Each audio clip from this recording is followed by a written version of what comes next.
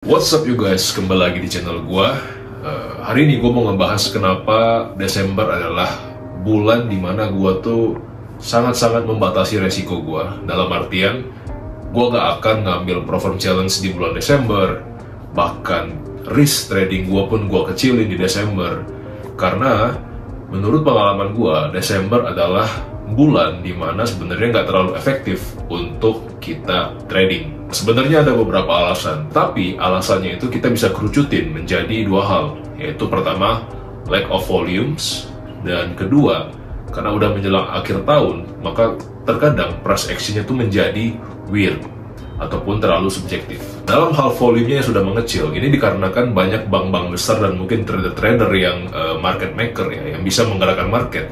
Mereka udah mulai mengurangi aktivitas mereka karena mereka udah mau going on holidays. Jadi market itu volatilitasnya mungkin tetap ada, but the situation overall itu nggak terlalu bagus, dan juga most of the time Desember akan menjadi bulan dimana price is just moving around like in a small cage. Jadi harga cuma bergerak-gerak seperti di dalam kandang, dan kita langsung aja lihat ke chart. Sebelum kita ke chart, ini adalah broker yang gue pakai, karena teman-teman banyak yang nanya broker apa yang gue pakai. Salah satunya adalah Forex IMF, dan ini menurut gue sejauh ini cukup terpercaya dan oke banget. Apalagi ada aplikasi Quick Pro ini. Link untuk daftar ada di deskripsi video ini. Oke, jadi sekarang kita udah di chart Euro USD ya. Gue mau ngasih lihat dari chart kenapa December usually is not a good month to trade. Desember biasanya bukan bulan yang tepat buat kita terlalu aktif trading. Kita lihat sejarahnya ya, dari Desember, let's say lah kita ambil Desember 2020, oke? Ini chart weekly, kita langsung lihat Desember 2020 itu di sini sampai sini nih ya. Nah, kalau kita lihat ya, selama satu bulan ini harga cuman mondar-mandir di dalam ranging ini aja, di dalam range ini aja, naik, turun lagi di dalam range ini, dan harga nggak kemana-mana.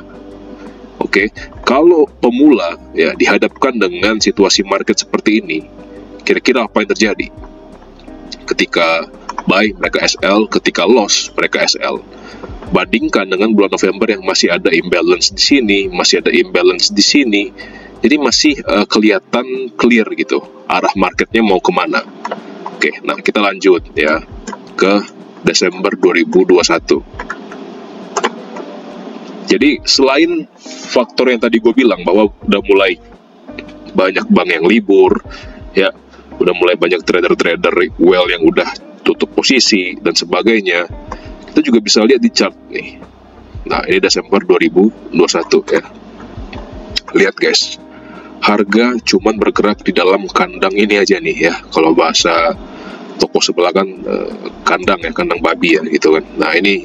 Jadi mereka cuman bergerak di dalam range ini aja, sideways. They are not going anywhere else gitu. Ya, naik, closing doji, turun. Tapi lihat nih, naik lagi. Next weeknya naik lagi. Ya, di dalam range yang sama sampai akhir bulan. Ya, kayak di kandang gitu. Oke. Kita lihat lagi ke Desember 2022. Oke, nah ini Desember 2022 dari sini ke sini. Oke, ya. Nah, ini mungkin range-nya masih agak cukup gede ya, tapi lihat harga naik, turun, close doji, naik, close di bawah week candle yang sebelumnya, naik lagi, tapi lihat masih di dalam range ini, so they are not going anywhere really. Nah, ketika udah masuk Januari baru mulai kelihatan tuh arahnya kemana ya, dan kita terakhir nanti bakal lihat juga nih di Desember 2023. Nah, gua memprediksikan harga nggak akan kemana-mana. They're just gonna pingpong around here ya. Area ini akan menjadi area pingpong mereka ya, nggak akan kemana-mana, nggak akan terlalu impulsif. Kenapa? Seperti kita lihat tadi ya, kebiasaan dari Desember setiap tahun adalah they are going within the same range Jadi mereka hanya bermain ataupun pergi dari atas ke bawah sebuah range doang gitu. Nggak akan ada pergerakan yang terlalu larinya kemana-mana banget gitu. Oke. Dan ya inilah kenapa gua dan anak-anak murid gua tuh tidak terlalu aktif trading Desember. Kita tetap trading, ya tetap profit, but kita benar-benar membatasi resiko kita gitu. Dan gua pribadi dan yang gua sarankan juga ke anak-anak gua ya, untuk jangan ambil challenge pro firm pada bulan Desember. Mulailah nanti di Januari. Oke. Dan hal itu udah gue bilang ke anak-anak gue dari awal Desember. So, inilah kenapa Desember is not a good month to trade. Nah, setelah kita lihat chart, kita udah sama-sama tahu bahwa Desember usually, biasanya, is not a good month to trade. Dan itulah kenapa dari awal Desember gue udah wanti-wanti sama murid-murid gue untuk mengecilkan resiko mereka.